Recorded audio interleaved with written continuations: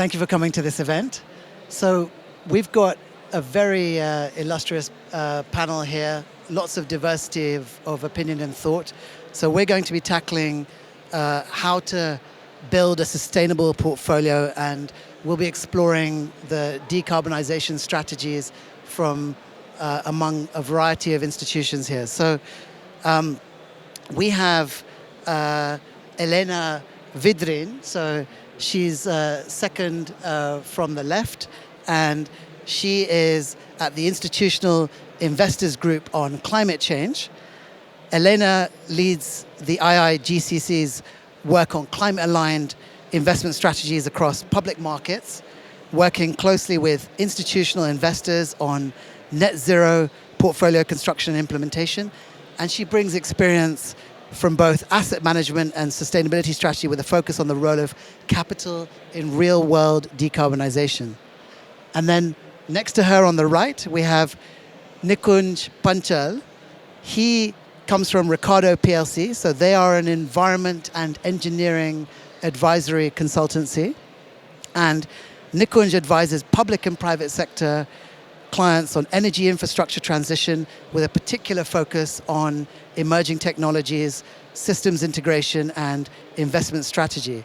So his work spans multiple regions and sectors, emphasizing inclusive energy transitions and the need for holistic, long-term thinking and impact.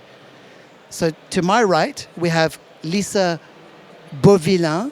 So she's from the Sustainability Center at the Impacts Asset Management.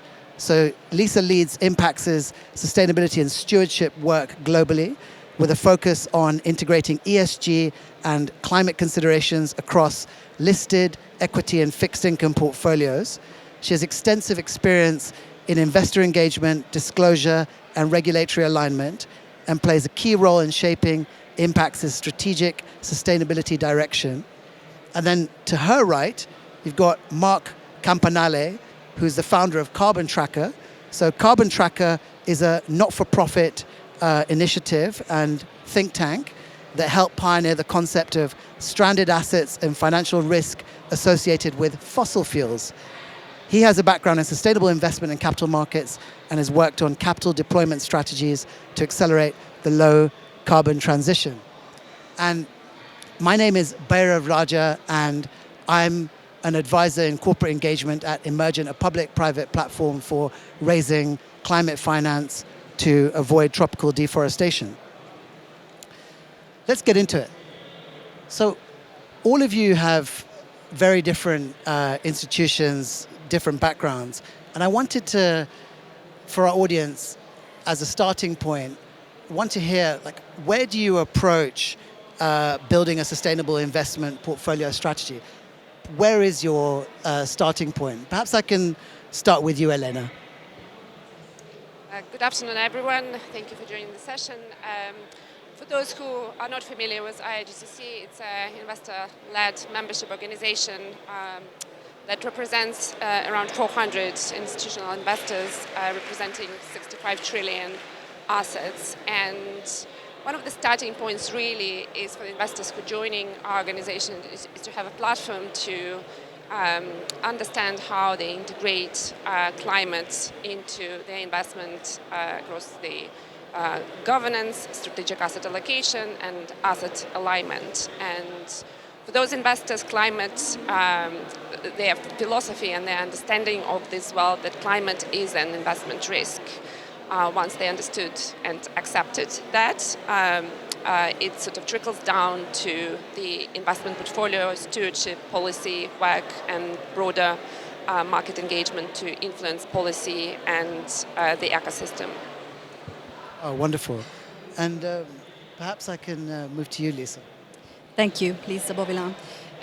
So Impacts Asset Management is a specialist fund manager based here in the UK, but with presence in the US as well as in Hong Kong and Japan, for instance. We have about 25 billion pounds of AUM at the moment. I would say Impacts' starting point is very much that we believe the economy is in a transition to become more sustainable. And we believe that superior capital returns can be generated across different asset classes by investors who better understand this sort of transition and its opportunities and risks. And the transition is driven by technology, it is driven by policies and regulations, as well as changing consumer preferences and societal structures, etc.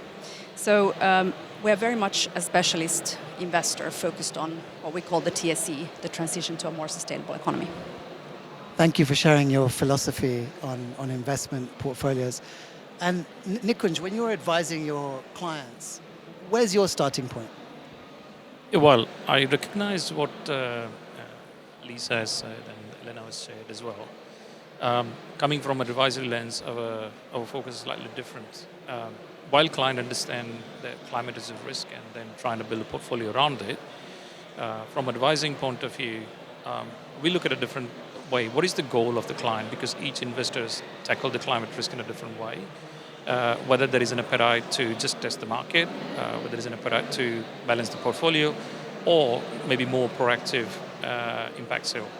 And again, understanding those driving forces from a client perspective help us advise them in building the right portfolio of investments. We advise on a policy part as well within the UK and the EU across energy transition sectors. Some of the policies on the fuels and carbons kind of supported by Ricardo as well. So that way we can contribute kind of building the right policy and regulations to help drive the investment as well. Wonderful. Well, that segues really nicely into Mark. So, on a policy tracking research point of view, perhaps I can ask you a slightly different question, which is... I was quite looking forward to answering that one.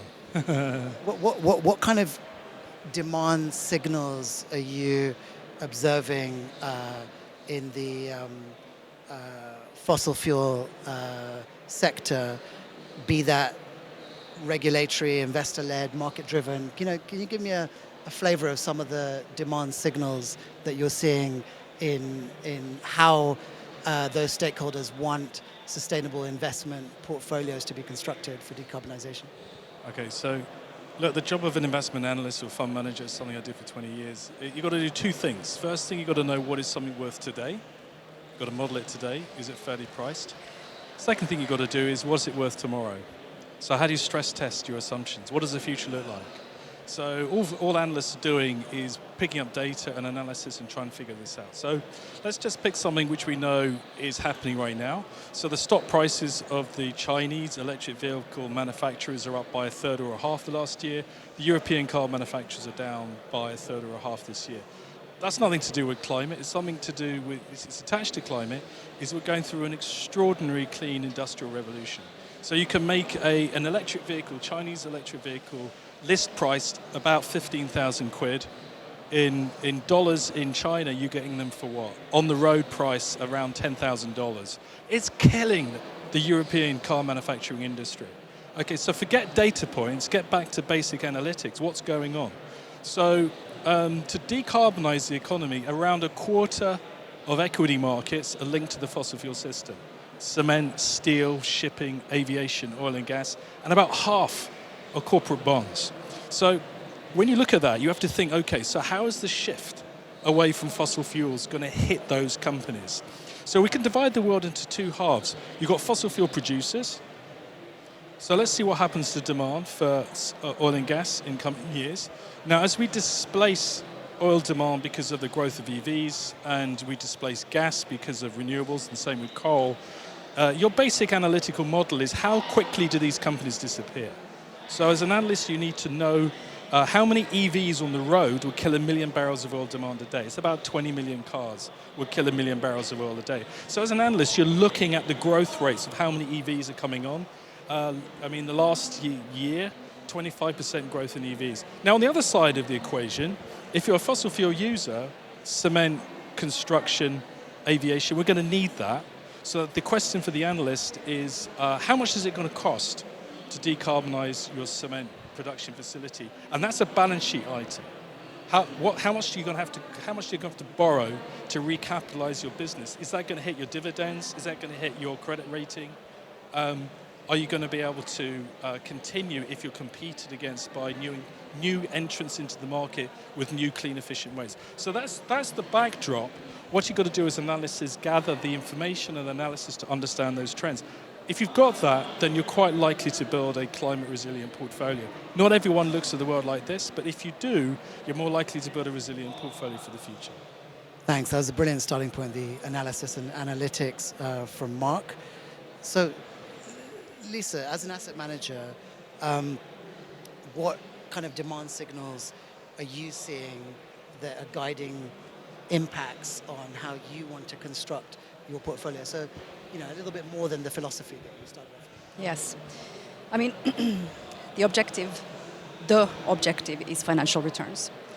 And we do believe that by investing in this transition and the sort of those who are well aligned to the transition, that is a good way of investing.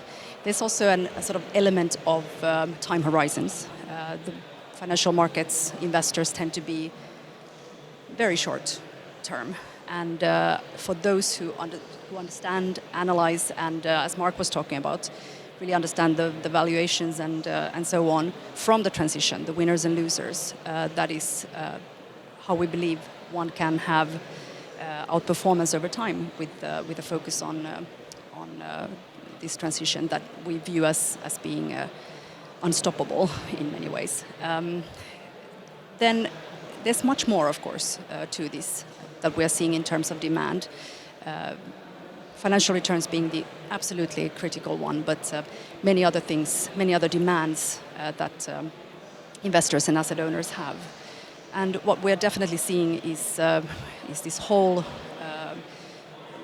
sort of rethinking around portfolios from a climate transition perspective. And I would say when the sort of net zero initiatives, etc., started, it was very much about portfolio level decarbonization.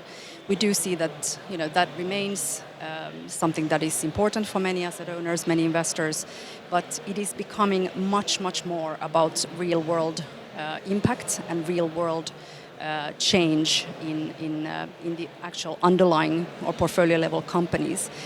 Are they sort of adapting net zero? Are they actually reducing their emissions, or is it just about basically tilting portfolios to lower carbon intensities, which is not a real world impact or doesn't change anything?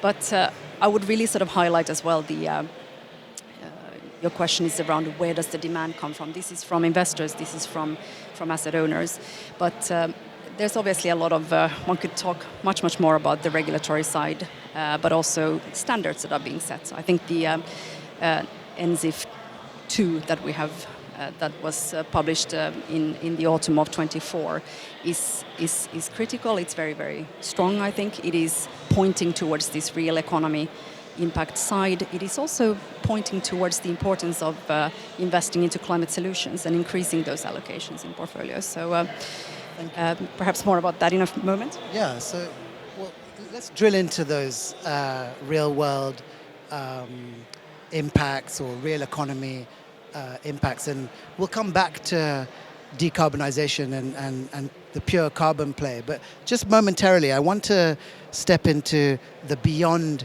carbon investments. So, what are your observations in terms of investments in beyond carbon, such as biodiversity, investments in nature, social co-benefits? So perhaps I could start with Nikunj. Any observations from among your clients on investments beyond carbon? Yeah, thanks. When we look at Paris Climate Accord and then net zero goals, achieving 1.5 degrees centigrade as a goal to achieve, and that sets the policies and regulations and how to drive the investments. Most of the opportunity come on the back of those policies and regulations as well. If you link it to just carbon, I think that's not good enough, because we as an advisor see that energy, or carbon rather, links largely to energy, but at the same time, it's an ecosystem of energy and environment.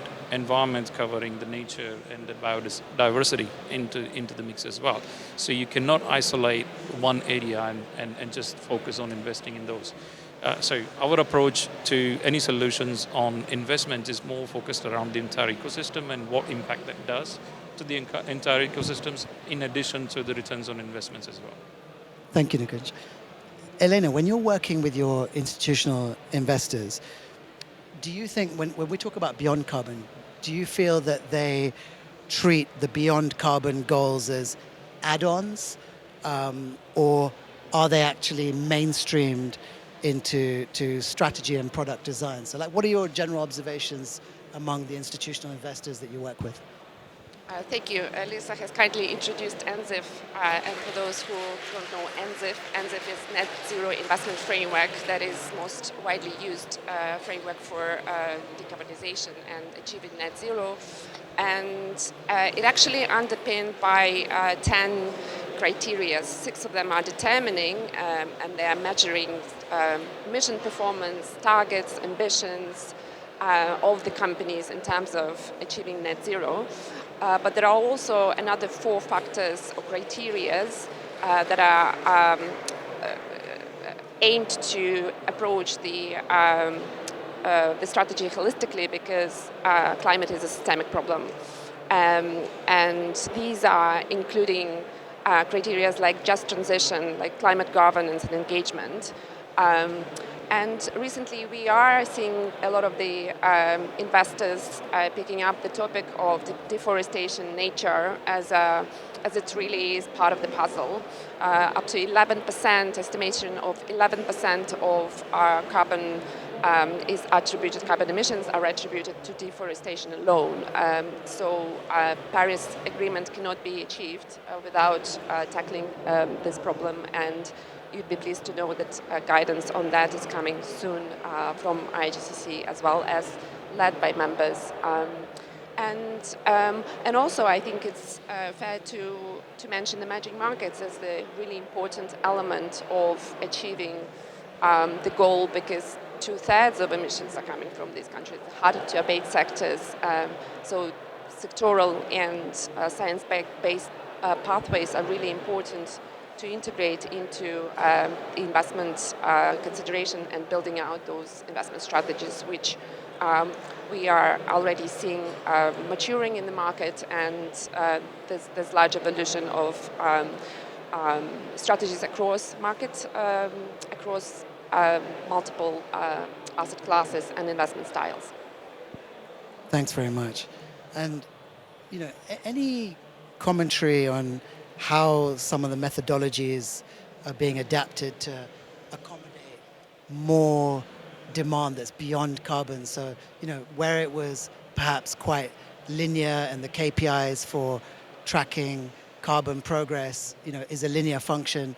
Any adjustments to the methodologies that you're observing? I mean, you spoke a little bit about it, but do you want to take that one, Mark?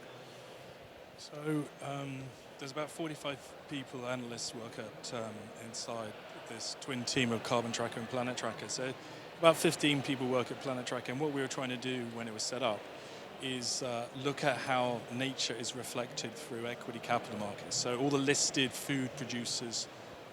The one I was caught by actually was seafood. I found a Chinese seafood company listed on the London Stock Exchange, which did come as a bit of a shock. And I thought, well, if there's one, there's bound to be more. And how many publicly traded fishery companies are there listed on capital markets around the world? Nobody knew the answer to that, so we had a look. There's around 230. They turn over about $80 billion a year in seafood revenues. Market cap of about 500 billion if you add them all up. Now, what do we not know? We don't know. You can pick up the report and accounts, but we don't know what species they catch, because they don't tell you. We don't know what fishing tackle they use, because they don't tell you.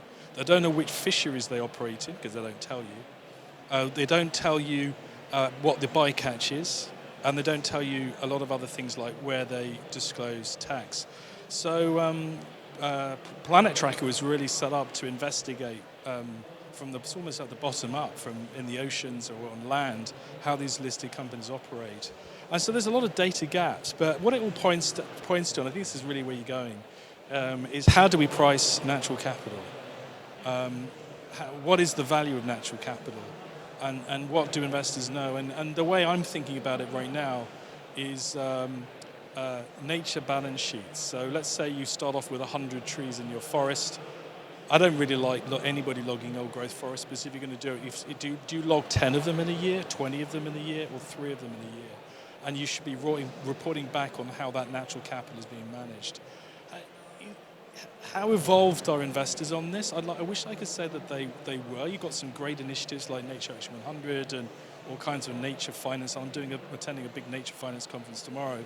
But there's a lot that we don't know because it's difficult to, if you're in the middle of a forest in the middle of nowhere, and you're taking products out of that forest, it's very difficult for investors to have a good idea really what's happening in the field.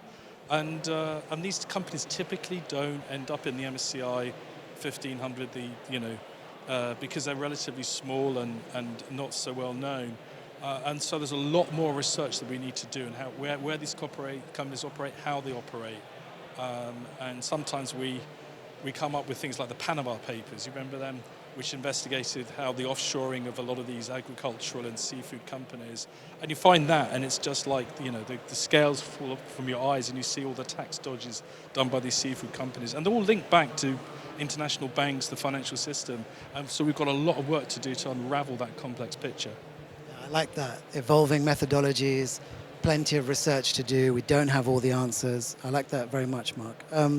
Let's step into the business case. Most of you are working directly in the financial sector. Business case and return on investment matters. Nikunj, let me start with you.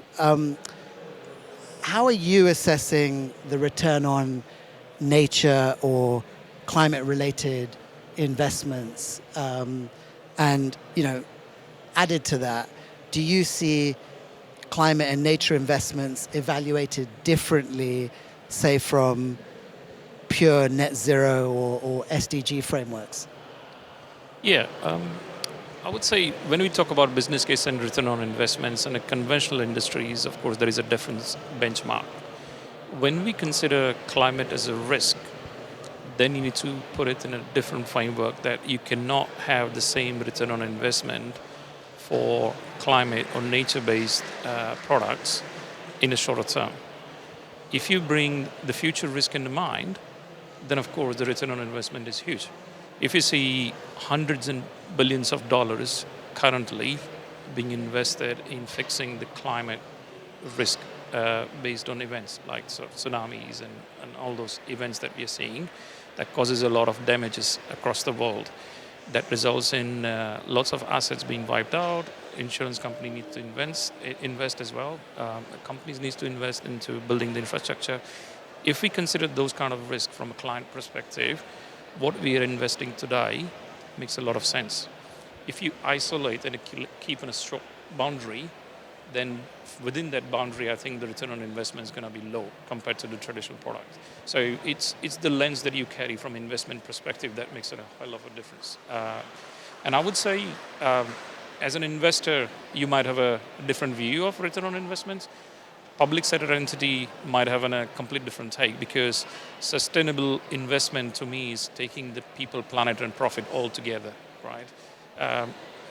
Government sectors or public sectors would drive the investment such that corporates and the financial sectors still achieve their return on investment, but at the same time, there is no burden on the end user or consumers down the line. So definition varies from how you see that, whether you are seeing from a public sector point of view, whether you're seeing it a financial institution point of view, or you are seeing it from a corporate house or a consumer point of view.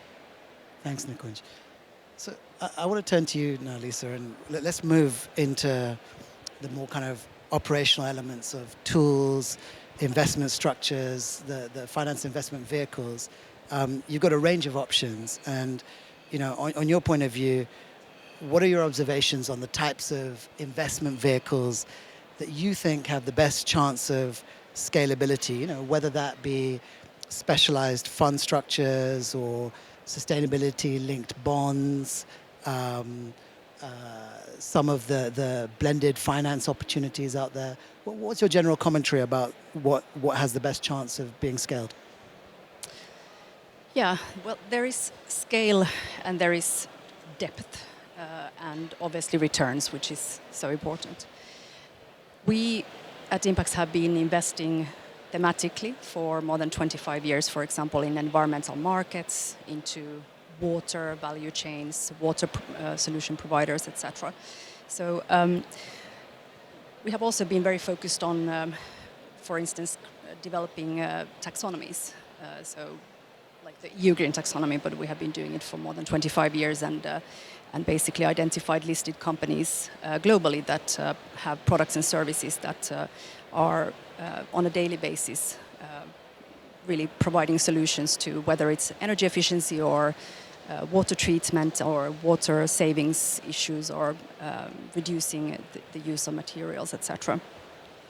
So I would say that that is fabulous scale, and these are companies that are can be quite small, but they can also be very large and produce millions of products every year, etc.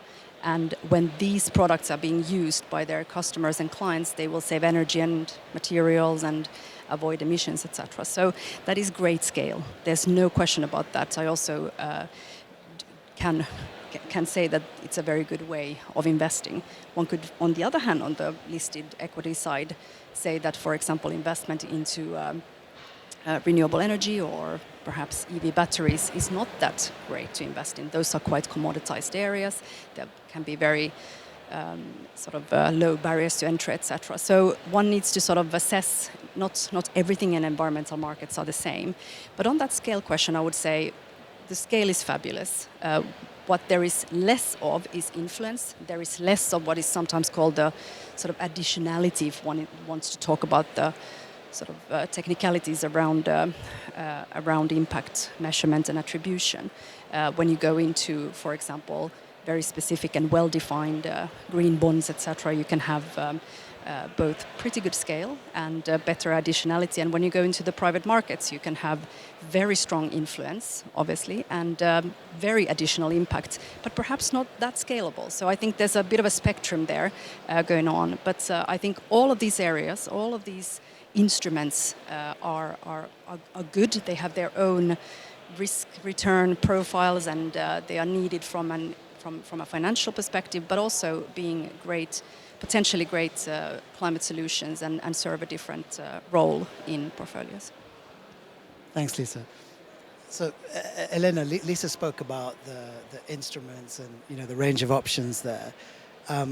Stepping into portfolio construction now, and you're taking a bit more of a bird's eye view on constructing your portfolio. Any commentary about taking those steps to constructing that portfolio, the stewardship of portfolios, and how you engage with policy or evolving policy to sustain that portfolio?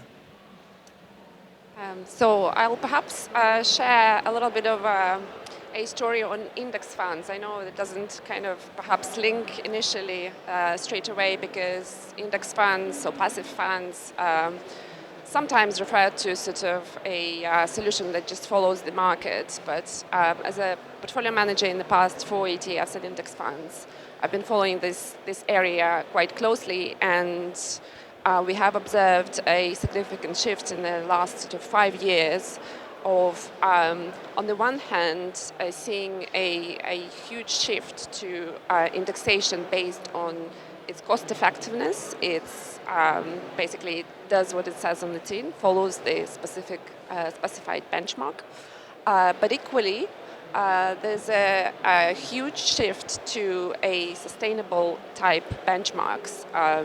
Of course, EU low carbon benchmarks, PAB and CTB, Paris Line benchmarks and climate transition benchmarks, for those not in the business, have done tremendous job to popularize the idea. However, even since then, the invested billions of pounds against those benchmarks have shifted and into more sophisticated and dare I say, holistic solutions where investors are really looking to stay invested in the economy and drive the transition. And by that, I mean they would like to stay invested in the hard-to-abate sectors in emerging markets and engage with the market, despite the challenges that it brings. The indexation really is a wide-based portfolio. Let me So stay with there's you. a- Let me stay with you quickly, and just can you elaborate very quickly on passive versus active investments? Any commentary there? Right, so these are just different types of investment. Actives usually have some sort of fundamental analysis, top-down, bottom-up.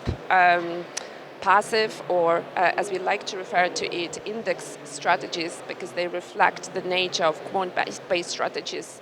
But that really is a codified way to look at the same process. So if anything, there's a sort of merge in between areas of classic FTSE or S&P type 500 benchmarks to classic fundamental approach.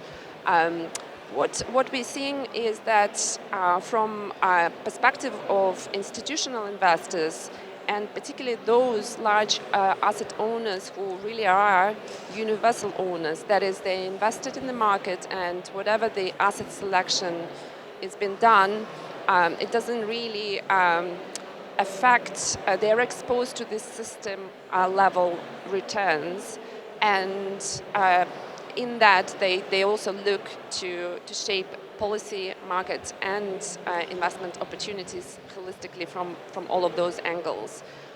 So we increasingly see not only allocations to such strategies, but also emerging new approaches in how engagement, for example, is prioritized within the wide-based portfolios. Some of the index-based portfolios can have 1,600 stocks or securities.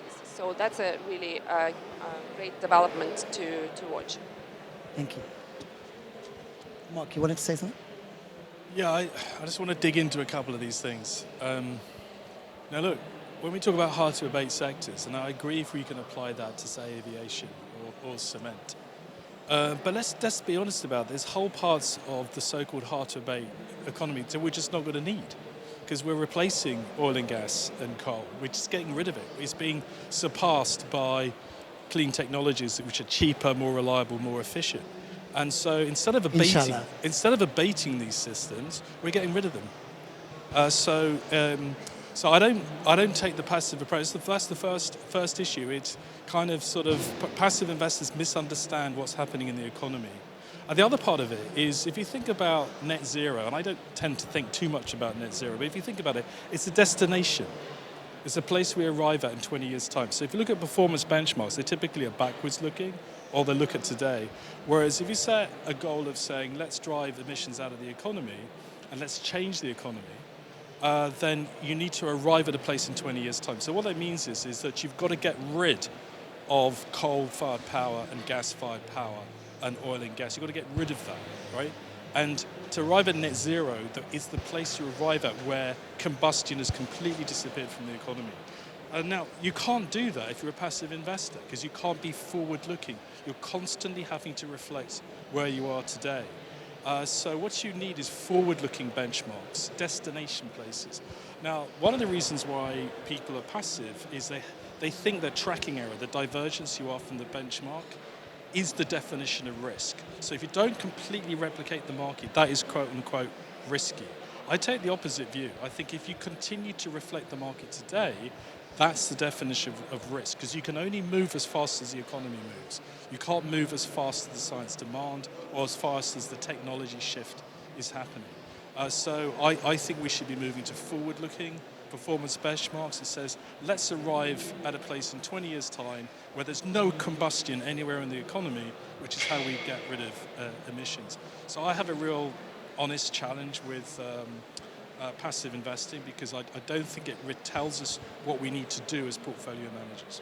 That's just my view. I'm not saying I'm right. It's just how, obviously, I feel strongly about it. Elena, go ahead. Can I please answer Just and quickly.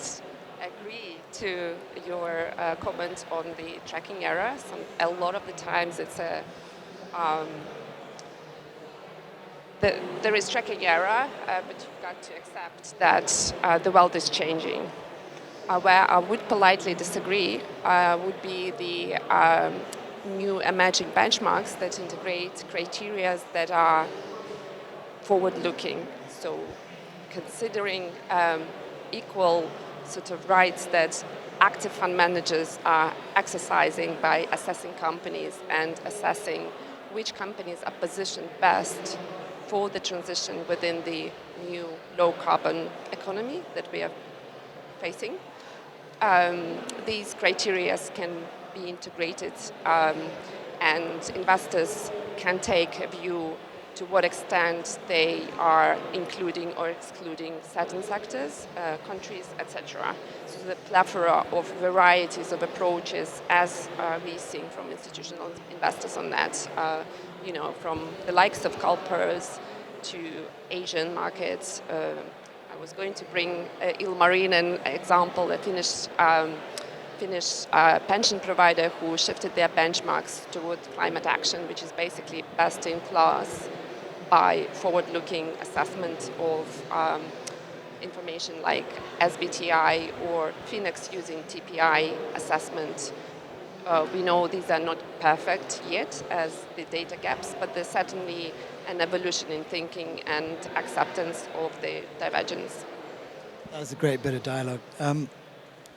Let's pull it back a bit. We've been talking a lot about upstream strategy and decisions, and we're all sitting nicely here in London, lots of suits. Let's talk about let's step into the real world and the real economy and talk about the downstream stakeholders for a sec. So when these institutional investors, asset managers are constructing their portfolios, to what extent do you think their portfolios take into account those most affected by investment decisions? So be that local communities, be that workers in multinational workforces, or smaller scale, micro and small business suppliers inside complex supply chains. Perhaps I can turn to you, Nikunj, for a little bit of commentary there on some observations of some of your clients. Well, that goes back to the same thing I mentioned earlier. When we talk about its stakeholders, and from pure investment perspective, when we talk about stakeholders, is mostly shareholders, right? How do we create value for the shareholders, considering, of course, the climate risk in mind and the future portfolio risk in mind? There is an element of consideration as to what is the impact on a society, what is the impact on a consumer. Don't deny that, but the primary goal is always about return on investments and creating the value. If I consider sustainable investment, that should consider people, planet, and profits. I think those are the metrics that are not fully developed yet, and it requires a bit more focus as to how we bring other elements as well as a part of the mix into investment metrics. That's great honesty that there's lots of work in progress. Lisa, tell us about the long-term impact. What are you thinking about, and how are you taking into account those downstream stakeholders in pursuit of longer-term impact? Any commentary? Well, I do think that investors are there in absolutely most of the cases for financial returns, and so are we. But we want to invest.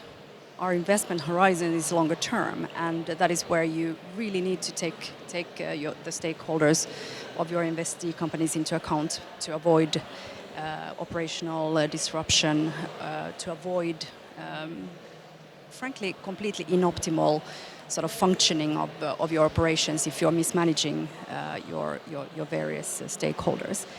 But so that is definitely very much part of our analysis. That is very much part of our engagement with many of our companies, whether it's at the especially sort of workforce, especially supply chains. And we engage on these questions very regularly with our companies. But I would actually sort of turn it around a little bit and say that we have also been doing some quite interesting quantitative research on what does it mean when companies actually do take very good care of, for example, stakeholders or their own staff, etc., which one could perhaps use as a proxy of good corporate culture. And we have been testing which types of metrics and indicators that are sort of what we would call alpha signals or positive signals of value creation. And you can definitely find those.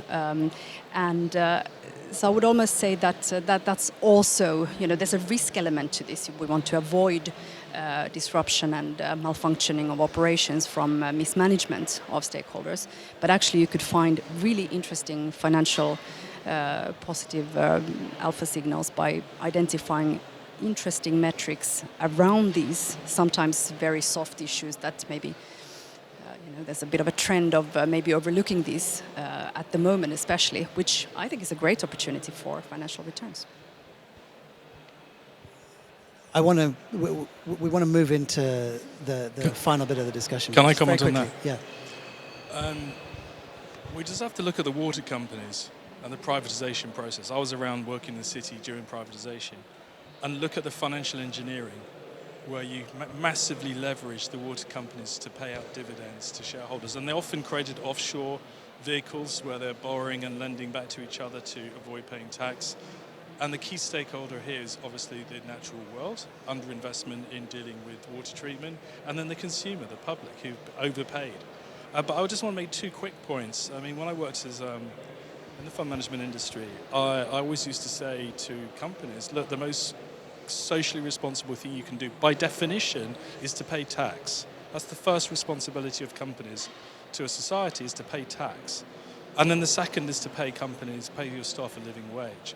And what we've actually created today, 20 years on, is corporations which offshore and don't pay the right levels of tax because of clever engineering. And the second thing they do is that they don't pay staff a living wage, and the state has to top up. So the question I used to ask companies is, what percentage of your staff are on welfare payments from the state?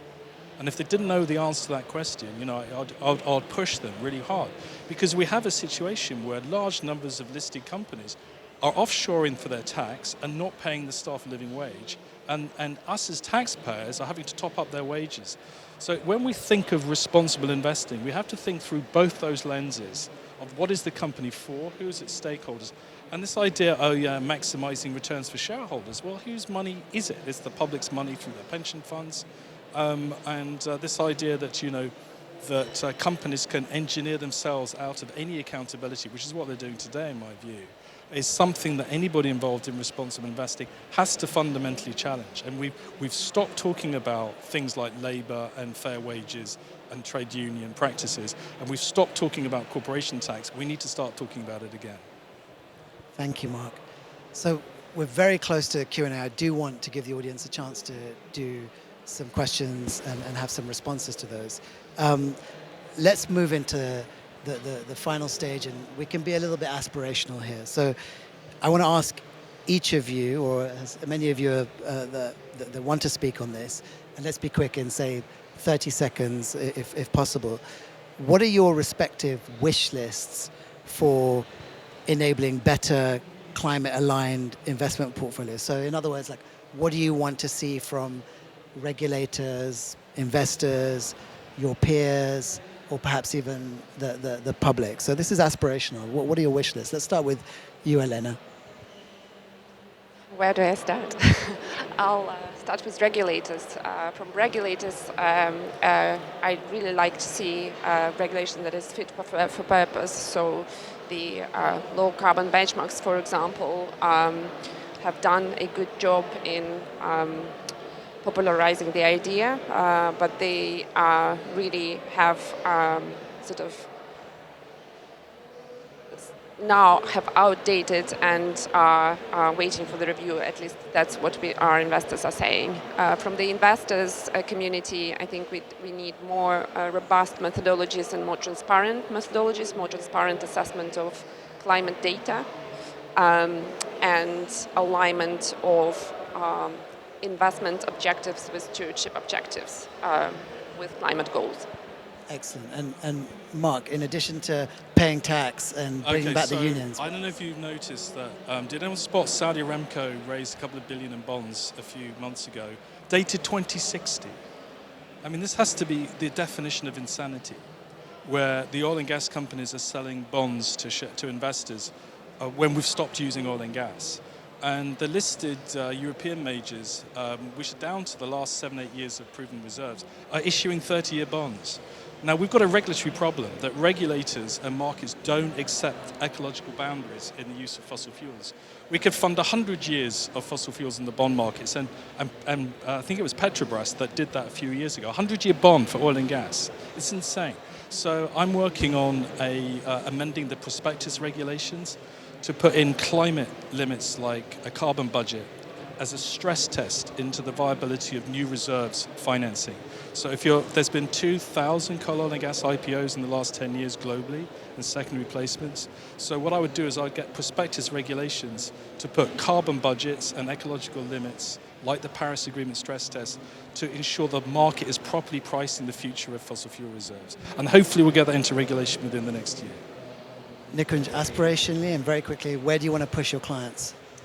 So last 4 or 5 years, we've been tracking the net zero goals, and we identified what level of investments needed to get there. And the reality as of today, only 10% of that investments happen today for a variety of reasons. What we have seen in the market that government has launched lots of supply-side incentives. Some governments have launched demand-side incentives, created an opportunity for investments for corporates and institutions. But what is missing right now, a lot of investments not happening because we are missing the important pieces of the ecosystem. If you're talking about renewable powers, there is a lot of investments, on the downstream mobility and industrial decarb, but there is no connecting infrastructure. What is needed in a nutshell is public-private partnerships coming together, understanding what is needed to complete the entire ecosystem investments and working together to drive those end goals. Otherwise, everyone's pulling in a different directions, not going anywhere. Wonderful. Love that. Lisa?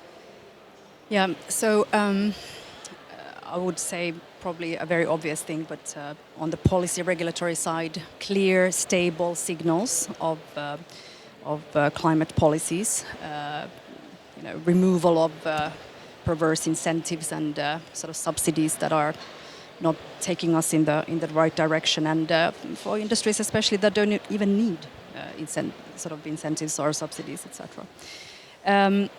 I would like to say a couple of sort of perhaps fairly detailed ones in terms of definition and disclosures that I think would be helpful.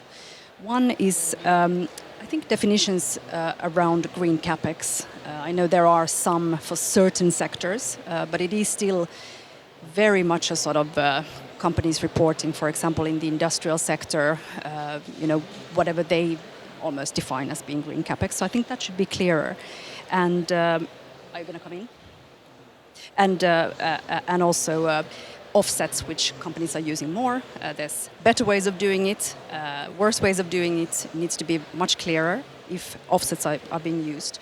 And finally, lots of our material sustainability issues are taking place in very specific locations, and having better geolocation data of strategic and important assets of companies, I think is critical for us as investors to be able to analyze that appropriately. Thank you, Lisa. We've got time for 2 questions from the audience. If I can take a show of hands for those that wish to ask any questions. Yes. Lady in the middle there. Hello, thank you. Can you hear me? Yes, indeed. Okay. Hi, I'm from DNV. We deliver second-party opinions on sustainable debt instruments. So I'd like to get your view on essentially the opportunities for the sustainable debt, private and capital market, given that often they are considered more expensive because there is more administrative work, including second-party opinions. So yes, I would like to get your view on how we can make those more attractive, and what you see, the opportunities are here. Great, let's take that one. Let's take one more.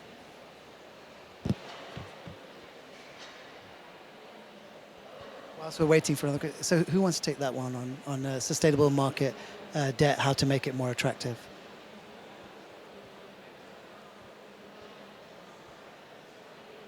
I can attempt. We are at the moment not investing too much in the sort of sustainable or green bond area, so not really sort of a huge focus area. But why not?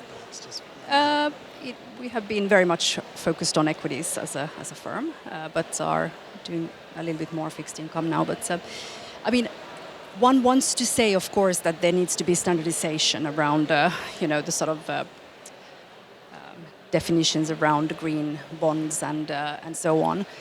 But that has definitely been going on for a long time. So it's almost a question of why has it been so very difficult, and what is it? What are those sort of barriers there?